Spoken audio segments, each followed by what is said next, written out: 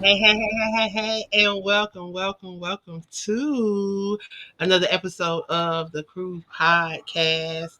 I am the visionary, and I am stepping in tonight because we don't have a show that airs in this slot. So, y'all, I'm stepping in on tonight, and I am going to be holding the fort down. So tonight, I'm going to be representing the Crew Podcast, Aspiring Authors Magazine, Queen of Collaborations, and all those other little platforms, everything whatever you want to connect with me, that's what we're doing tonight. So I'm excited. I have one of the authors that's attached to the 100 Authors Movement. This author is um, one of the incarcerated authors that's a part of this movement. So tonight, I'm going to give him an opportunity to introduce himself, and then we're going to talk about his journey as an author, how he decided to tap into this type of platform, why he chose writing as an outlet, and those things. So I want you guys to sit back. I want you to share this out with someone in your circle of influence. Um, it's all about sharing your voice and allowing those things to be heard. So I'm going to move out the way and allow my guests to come on in the studio. Mr. Author Cornel Jackie Drummer, if you would please introduce yourself, sir. Yes, ma'am. Hello, ma'am. How you doing tonight? Thank you for having me on, ma'am. My name is Cornel Jackie Drummer.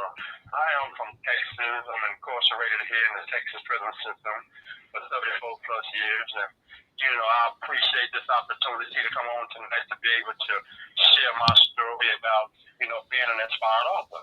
And I appreciate, like I said, having this opportunity to be here tonight because, we all have a voice. I would love to share my story, in order to, prove that, I am a voice for those who in need of a voice. And I appreciate you having me on, man. Well, I thank you for coming on and sharing with us. Um, I would like for you to share this journey into authorship. I understand that you are incarcerated, and I know that even on the outside, trying to become an author can be hard. It could be trials and tribulations and challenges. So, being incarcerated, what has this journey been like for you? First off, have you published any work yet, or are you still working on your book? Well, ma'am, I have a little short story book out right now, you know what I'm saying? But as of right now, I'm working on a book classified as a product of my environment.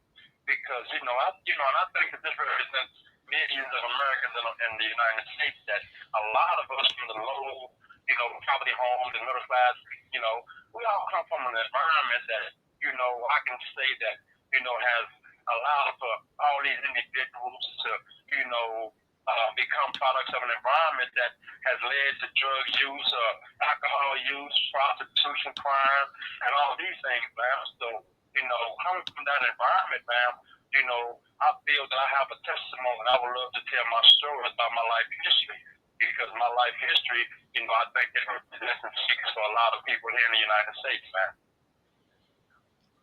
And I know a lot of people, and I was hesitant. I was one of those people that thought that who wants to hear what I have to say?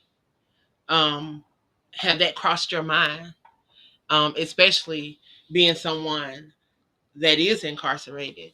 Oftentimes people don't want to hear from people on the street, so let alone from someone being incarcerated.